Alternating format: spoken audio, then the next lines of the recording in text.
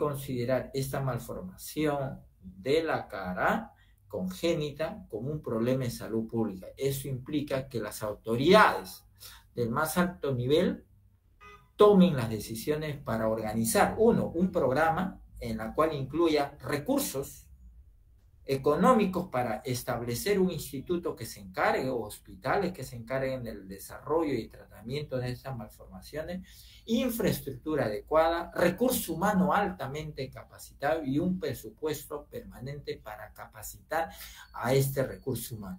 Y este programa debe estar presupuestado desde los 0 meses hasta los 18 años, como lo hacen Colombia, Chile, Brasil, México, muchachos.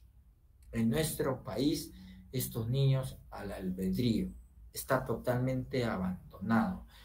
En estos tiempos, más todavía, donde no existe ningún tipo de apoyo para esto. Los únicos que pueden acceder, la suerte que pueden tener, actualmente nosotros contamos con un especialista de cirugía plástica pediátrica, los pacientes asegurados. Pero ustedes se ponen a pensar, el Perú tiene más o menos 13 millones de asegurados. Una cirujana plástica pediátrica para 13 millones de asegurados. Imagínense. Es terrible, ¿eh? Es inconcebible, ¿eh? 13 millones de asegurados. Descabellado. ¿Cómo se puede dar? Y la pregunta sería, pero doctor, ¿qué pasa? Los cirujanos plásticos que salen no se quieren dedicar. Indudablemente, como dice la doctora, haberse ido 2, 3 años a entrenarse a Estados Unidos cirugía plástica pediátrica le ha costado cerca de $480,000 y le ha salido de su propio peculio, porque bueno, la doctora tiene facilidades, pero el Estado, la institución, para formar recursos humanos, a eso veo, a eso voy, muchacho, que debe haber todo un programa en donde se destine. Usted, doctor, acabado, le gusta la cirugía plástica pediátrica, le mandamos a hacer la subespecialidad y en 3 años viene a este hospital. Otro, usted desea, lo mandamos al hospital tal. Usted, y así se va creando todo un programa. Y no solamente cirujanos plásticos pediátricos, el manejo es multidisciplinario. Ahí vamos a ver, de las malformaciones congénitas. Miren ustedes, ¿qué quiere decir? Que cirujanos plásticos, cirujanos cabeza y cuello, otorrinopediatras, odontopediatras, pediatras, expertos en nutrición, psiquiatras, psicólogos, asistentes sociales, enfermeras entrenadas, buenos anestesiólogos para el manejo. Un equipo multidisciplinario. El día que se preocupen de las personas, de la vida, de la salud pública en general, estaríamos pensando en recién elaborar un programa nacional de fisura labiopalatina. Lo único que ustedes tienen que saber, que cuando tengan un niño con fisura labiopalatina o fisura labial, en caso del labio, a los 3 meses deben operarse. O sea, referir al segundo mes para que se opere en un lugar donde exista cirujanos plásticos entrenados en la solución de fisura labial. Y entre 12 y 18 meses en caso de fisura palatina. Importante, porque después ya le quedan los estigmas del habla naso o oronasal de estos niños. Desarrollan una mala técnica de fonología o técnica foniátrica en el habla. Toda una secuela si no se operan adecuadamente, tanto el paladar como el labio. Es importante esto. Pero también el traslado de estos niños y el alojamiento de sus madres y de sus familiares también implica recursos. Por eso debe haber un programa, señora. Entonces, como yo digo entre mí, acaban de destinar que cerca de 500 millones de soles para la construcción del policlínico en la Plaza Bolívar. Con 500 millones de soles mandamos a capacitar a 10 cirujanos plásticos, a 10 otorrinos, a 10 maxilofacial, a 10 anestesiólogos. ¿A dónde? A los Estados Unidos. Porque 500 millones son más o menos casi como aproximadamente casi un millón o 2 millones de dólares. Muchachos. Con eso se puede hacer muchísimas cosas. Vean ustedes, es cuestión de que se priorice la salud de las personas, la salud pública. Ustedes que son gente joven, en algún momento hagan gestión pública, sean directores, sean ministros de salud o quién sabe, altas direcciones, siempre acuérdense de eso. Hay que priorizar los problemas de salud pública de nuestra población en general. ¿Ok? Es necesario un programa de fisura labio-palatina. Vean aquí una fisura labial incompleta, pero que aquí no se ha comprometido el esqueleto del labio, del piso de la nariz, solamente tejido blando. Puede haber esta presentación y otra presentación donde hay compromiso tanto de los tejidos blandos y como del esqueleto, del labio, del piso de la nariz, del techo de la boca. ¿Ok? Vean este caso donde no hay compromiso a nivel del labio ni de los arcos alveolares y vean, hay una fisura palatina, bastante posterior, por eso examinen bien al recién nacido. En los casos más clásicos hay una fisura que compromete todo el paladar blando, el paladar duro y los arcos alveolares. Esas son las clásicas. ¿Ok? Muy bien, vean ustedes aquí, aparentemente este niño tenía un compromiso de los tejidos blandos del labio, pero había también una muesca de una fisura alveolar incompleta. Le abrimos la boca y nos encontramos que este niño también tenía una fisura palatina completa. Muy importante la evaluación de los recién nacidos. Estos son los casos más aparatosos, severos, fisuras labiopalatinas completas, unilaterales, bilaterales, que comprometen el estado nutricional del paciente. Estos niños tienen dificultad para la alimentación, por lo tanto hay que darles soporte mediante una sonda o biberones de forma adecuada que le permitan nutrir, porque estos niños, porque no tienen el orbicular bien organizado, no tienen la fuerza para la succión. Entonces van a entrar en desnutrición calórica prontamente si no se le da un soporte nutricional. Por eso es importante cuando exista un programa donde participen médicos, pediatras, expertos en nutrición, en soporte para mejorar tanto la hemoglobina como el estado nutricional de los niños y de esa manera prepararlo a los niños para la cirugía del labio antes de los 3 meses y del paladar al año. ¿Ok? Por eso es necesario la existencia de un programa. ¿Ok? Un ratito. ¿Aló? Sí. Ya, perfecto. En el sistema le pones ahí, hay un redondito, no vino para acá. Ya, sí, así es. Te pasaste. Un abrazo, gracias, ¿ah? Estamos conversando. Sí, ya, ok, igual. Un abrazo, chao. Ok, perfecto. Entonces es importante eso, muchachos, ¿ya? El problema de que estos niños en la familia genera un impacto psicoemocional, donde muchas veces la familia empieza a desarrollar conductas inadecuadas hacia los mismos niños, generándole inseguridad y alterando su desarrollo psicoemocional. Es por eso que cuando uno viaja a los lugares donde existen programas de fisura labiopalatina, el psicólogo, la psiquiatra o el psiquiatra hace toda una terapia familiar y una terapia psicológica para menguar esos efectos. Es por eso que en otros lugares, cuando se hace un diagnóstico prenatal y se sabe que vamos a tener un niño con fisura bastante amplia, preparan a la familia, al entorno familiar, y cuando viene esto, se ocurre el nacimiento, ya la familia está preparada y generan todo un ambiente psicoemocional muy positivo que va a tener una influencia bastante buena en el niño.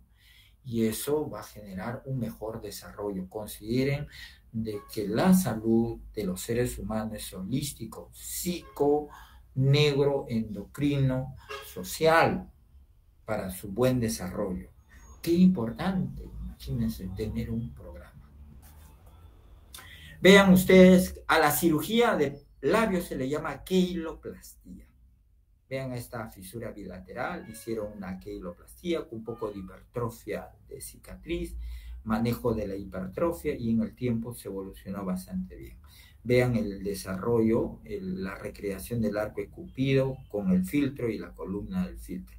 Se restableció el músculo orbicular que estaba implantado en las alas nasales.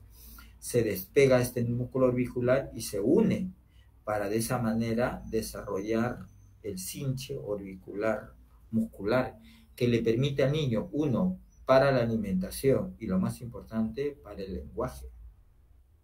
Los labios cumplen esa función. Por eso la queiloplastía debe ser una cirugía que repare la anatomía y que restablezca, ¿qué cosa? La función. Y a su vez, muchacho, restablecer las unidades estéticas del labio. ¿Ok? En realidad, el cirujano reconstructor tiene que cumplir estos tres principios: anatomía, función y estética. Vean ustedes, acá se ha recreado la columna del filtro, se ha recreado el surco del filtro, se ha recreado el arco de Cupido y además la nariz, se ha logrado una buena reposición nasal. De hecho, necesita un retoque en el futuro, sí, restablecer quizás el tubérculo. ¿Y cómo se restablece el tubérculo? Con injerto graso, que se puede complementar.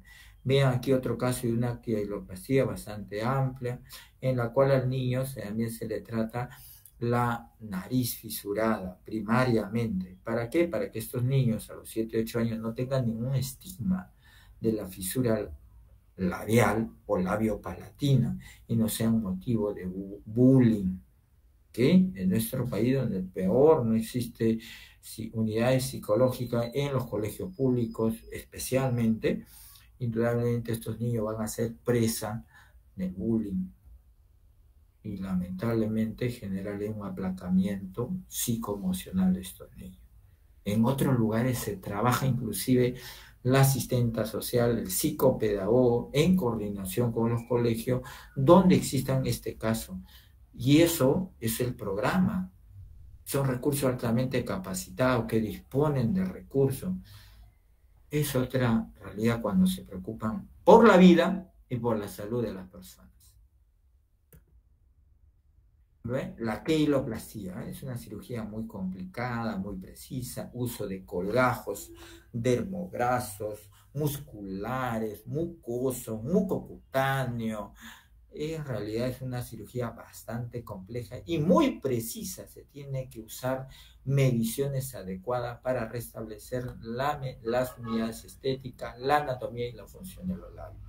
Este es el famoso compás de Castroviejo, ¿no? Sí, Castroviejo fue un cirujano español. Vean ustedes, este niño con una fisura labial amplia, una nariz fisurada, y después de operar se restableció la anatomía, la función, la nariz fisurada se trató para evitar el bullying y lo más importante, vean a esta niña, mire su fascia y después la alegría que puede generar en el rostro del niño manejado adecuadamente. Este es un caso de una niña chilena. En Chile hay un programa, ¿sí? Acá los niños se le opera y nunca más se les ve. Si no sabemos si se recuperó emocionalmente, el estado nutricional, es un abandono. Y lo peor, lo operan los famosos programas, campañas que vienen del extranjero y nunca más se olvidaron del pobre paciente, ¿sí? Es una tierra de nadie de nuestro país con respecto a las malformaciones de la cara, especialmente la fisura labio-palatina.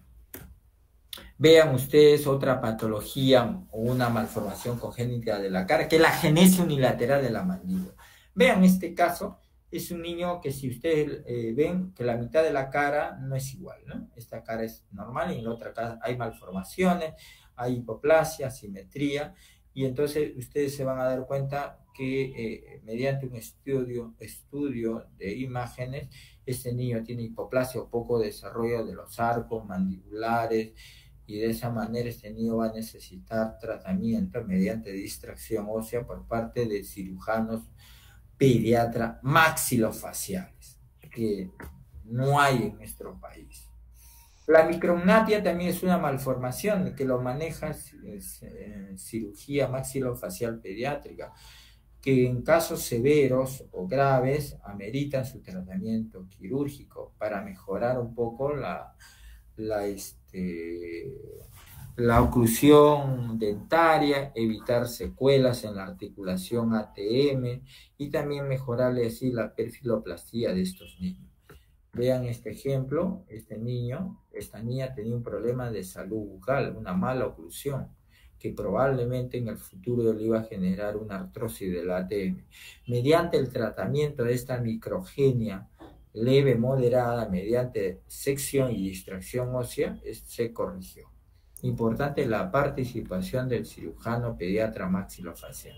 Esta es otra malformación congénita, una microgenia leve moderada con mala oclusión dentaria. Miren, con un avance y distracción ósea, no solamente mejora la oclusión dentaria, sino también la perfiloplastía de la paciente.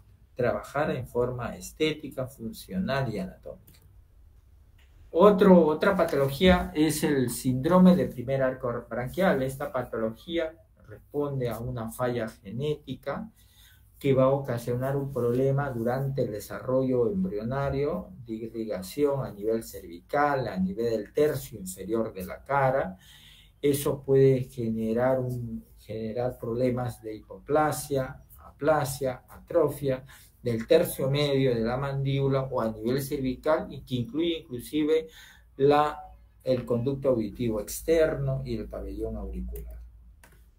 Al síndrome de primer arco branquial también se le denomina síndrome de Goldenhar.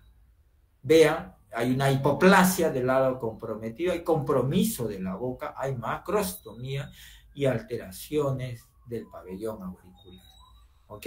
Hay agenesia, hay hipoplasia mandibular, hay fisuras labiales laterales o macrostomía, y ustedes revisan las orejitas de ese lado, está mal formado.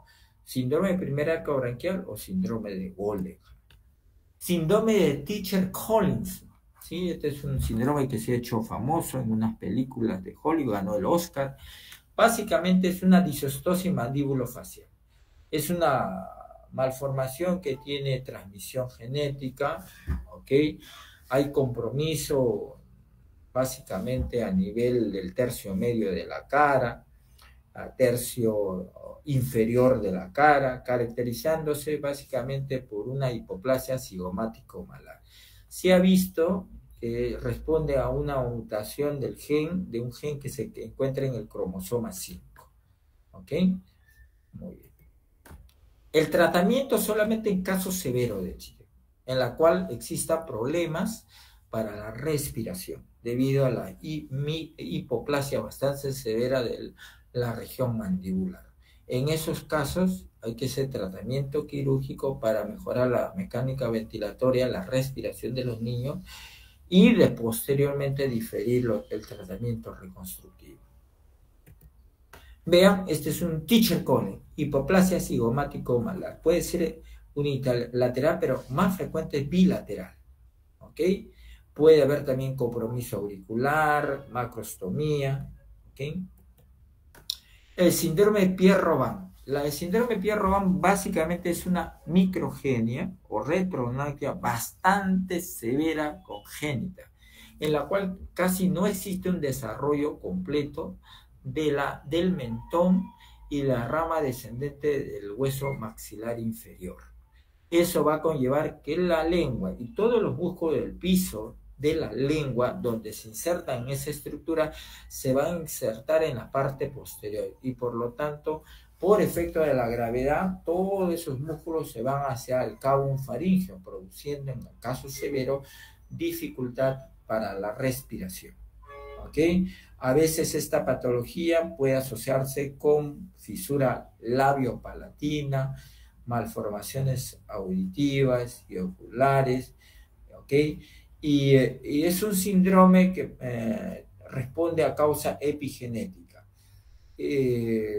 Normalmente el síndrome de Pierre-Robin, para tomar las medidas al momento del nacimiento, se puede hacer en etapas muy tempranas, pero con una buena ecografía morfológica a las 20 semanas se puede declarar el síndrome de Pierre-Robin, porque si ustedes abordan un parto y más si se encuentran en provincia durante su serum o en el internado en un hospital público, un pie robado, probablemente no sepan qué hacer, entra la lengua y los músculos ocluyen el cabo faríngeo y el niño se puede asfixiar. Entonces, si ustedes ya saben que va a venir un pie robado, se preparan frente a esa eventualidad con tubos de mayo, llaman al cirujano de cabeza y cuello pediátrico para ver si hay necesidad de hacer una traqueostomía o entubar, se prepara. Imagínense, en el Perú hay pocos ginecólogos que hacen excelente morfología fetal. En el programa de fisura labio-palatina trabaja conjuntamente en otros países con el programa de la atención madre-niño. Uno dice, cuando va a esos lugares, dicen, ¿dónde estamos? ¿Por qué mi Perú es así? Avanzamos un poco y ¿por qué hemos retrocedido?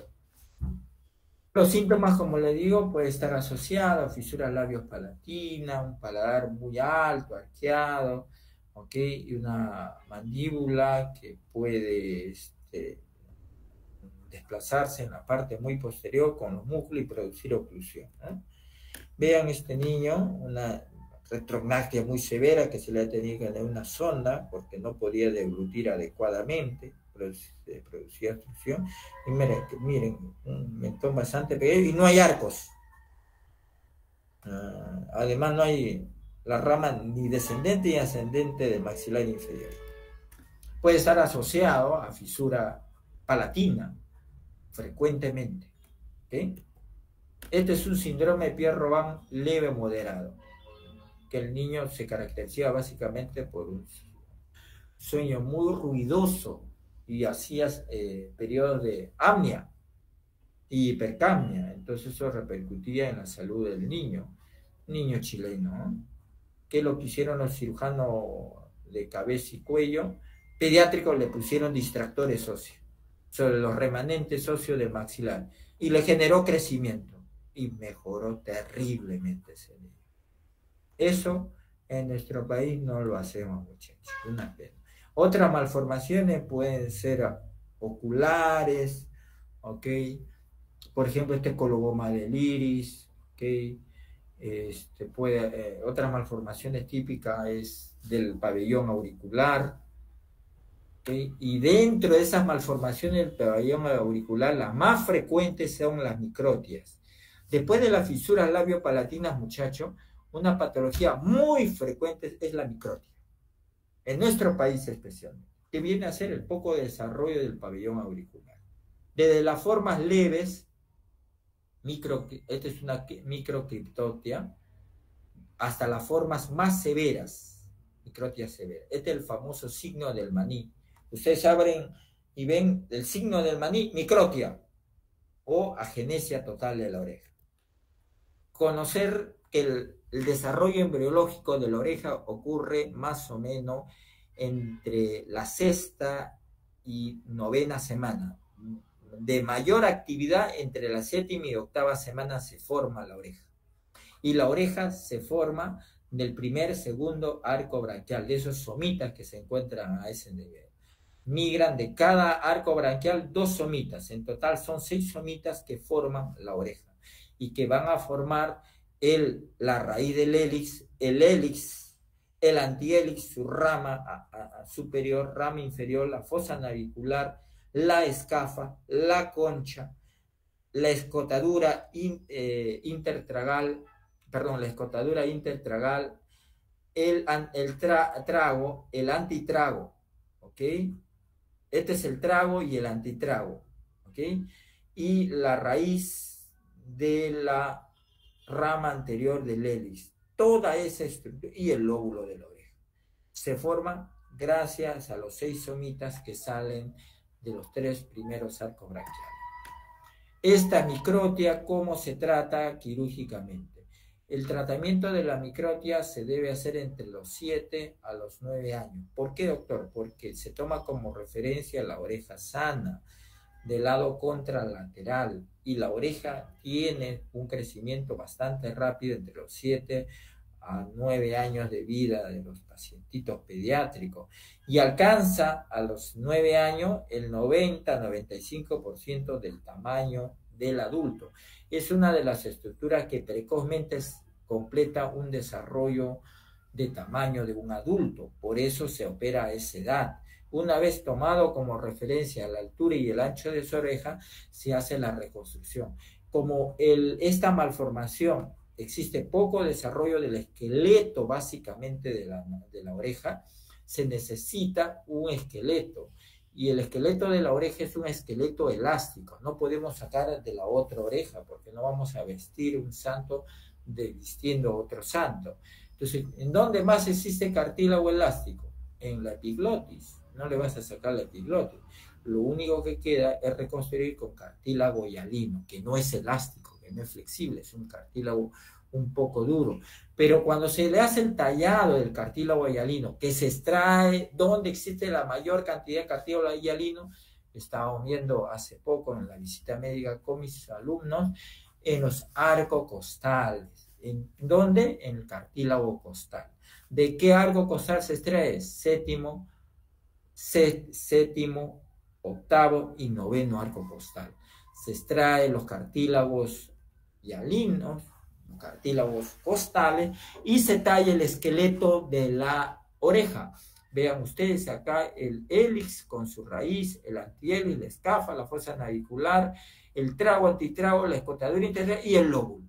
Se sacan los remanentes de cartílagos malformados, delgados, que no tienen ninguna forma, y se introduce dentro de esa piel el marco cartilaginoso. De esa manera se reconstruye. Otra malformación congénita son las fístulas auris congénitas, son las fístulas preauriculares. Es muy frecuente. El tratamiento es no tocar, no operar. ¿Ok? Enseñar a la mamá que no manipulen, porque si manipulan, se obstruye el conducto y se infecta. Como está llena de glándulas sebáceas esa fístula, se llena, se infecta y hace un quiste sebáceo infectado. Y la operación es muy complicada, muchachos, porque esta fístula se comunica con el conducto auditivo externo, con la articulación ATM, con una arteria, con un nervio, y muchas veces puede producir secuela. El tratamiento es no tocar las fístulas congénitas preauriculares, ¿ya? Vean este caso de una microtia signo del maní con una reconstrucción de cartílago costal, con un resultado bastante bueno, muy bueno. Le mejora la autoestima de los niños, porque es motivo de bullying. Y en nuestro Perú no existe, yo puedo decir, un cirujano plástico pediátrico con la subespecialidad en malformaciones auriculares.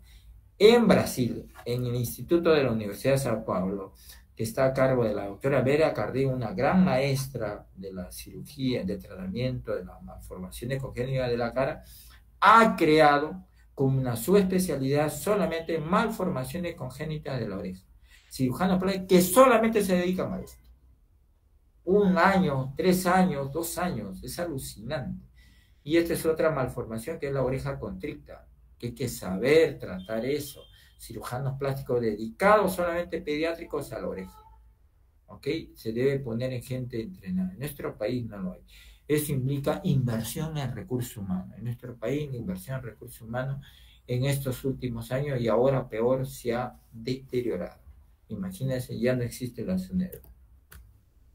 Otras anomalías congénitas son esto es muy frecuente, el frenillo sublingual o la anquiloglosia. Muchas veces la gente lo corta y se vuelve a formar. El tratamiento es usar colgajos en cetaplasia de mucosa.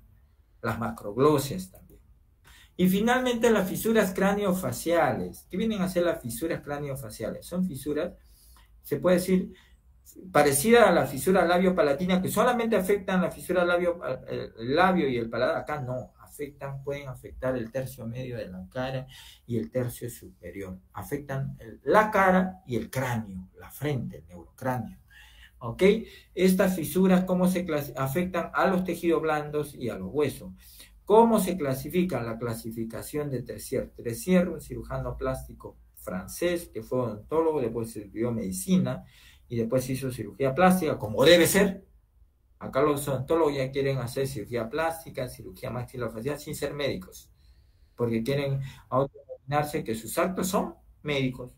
Está de cabeza el país. Y lo peor que tiene lobby en este congreso que tenemos, ¿no? Dios mío, que nos salve eso, ¿no? Entonces, dividen a la cara mediante un meridiano de 2 mitades. Este meridiano empieza del arco Cupido y se va a la sutura metópica. En el arco Cupido recibe la numeración de 0 y en la fisura metópica 14. Y si existe fisura hacia el mentón, recibe la numeración de 31. Y siguiendo la manecilla de reloj, pones 12, 11, 13, 12, 11, 10, hasta la fisura 8, que son fisuras puramente craneales. La 7 hasta el 1, fisuras faciales. Ojo, pero las fisuras faciales pueden tener su componente craneal. Si es 1, sería su componente 13. Si es 0, tendría su componente 14. Y también de igual manera en el esqueleto macizo facial y también del neurocráneo. En esta es una fisura que tiene un componente aquí facial y probablemente también tenga acá un componente craneal en el piso, en el techo de esta órbita. ¿Ok? Pueden ser unilaterales o bilaterales. Este es un 13 y 14, en la cual hay un compromiso de la cavidad oral y de la cavidad ocular. Y miren, con un tratamiento multidisciplinario donde participa oftalmólogo, pediatra, maxilofacial, cirujano plástica, le recobras la calidad de vida de estos niños. Sí, es una maravilla cuando uno va a otros lugares del mundo. Acá en el Perú estos niños son aislados, mueren por desnutrición, no sabemos nada de ellos. Esta es una fisura 0,14, ¿ok? ¿Por qué? Porque está afectando la nariz en la cara, que es 0, y también tiene un componente a nivel del tercio superior de la cara, el neurocráneo, que es 14, ¿ok? También se le conoce a esta malformación como una fisura con un componente que se llama la nasosquisis. La nariz se divide en 2 mitades. Una de las malformaciones muy frecuentes dentro de la craniosinostosis es el síndrome de Crusoe. ¿Qué viene a ser el síndrome de Crusoe? Las suturas frontal, obregmática y las pterigoideas se osifican precozmente, antes de los 3 meses, inclusive puede extenderse antes de los 6 meses. Y el cráneo ya no se extiende, se vuelve una caja sólida, el neurocráneo. El cerebro sigue creciendo. Entonces busca las áreas donde no se han osificado los centros de osificación, que son los centros de osificación de la cara, que todavía tienen elasticidad. Entonces el cerebro empuja el pleno cráneo, deformando la cara. El tratamiento es uso de distractores óseos para producir el crecimiento de esos huesos del neurocráneo mediante distracción. ¿Ok? Esto debe, muchos de estos niños, si no son, tratados adecuadamente, al no encontrar el espacio del cerebro, la presión externa se desplaza sobre el neocorte produciendo secuelas, problemas neurológicos en el futuro, en el aprendizaje y en el desenvolvimiento social. Lo perdimos a este niño. Vean esta fisura, 7, acá hay una macrostomía. También existen otras fisuras adicionales, por eso es importante que ustedes, cuando sospechen una fisura, hay que pedir una TAC con reconstrucción 3D del macizo facial, para encontrar capaz otro tipo de fisura donde no se comprometan los tejidos blandos, pero sí en el esqueleto. El tratamiento multidisciplinario para ayudar a estos pacientes. Esta es una fisura 7, de acuerdo a la clasificación. También se le conoce el síndrome otomandibular. Hay compromiso de la oreja, de la mandíbula y de la cavidad oral. Hay macrostomía, ¿sí? Síndrome otomandibular o síndrome Tresier 7. Tratamiento también multidisciplinario. Y lo que le digo siempre, si existe un buen programa de fisura labio-palatina, en realidad un programa de malformaciones congénitas de la cara, por lo menos en nuestro país de fisura labio-palatina, estos niños que tienen estos problemas evolucionarían sin ningún estigma.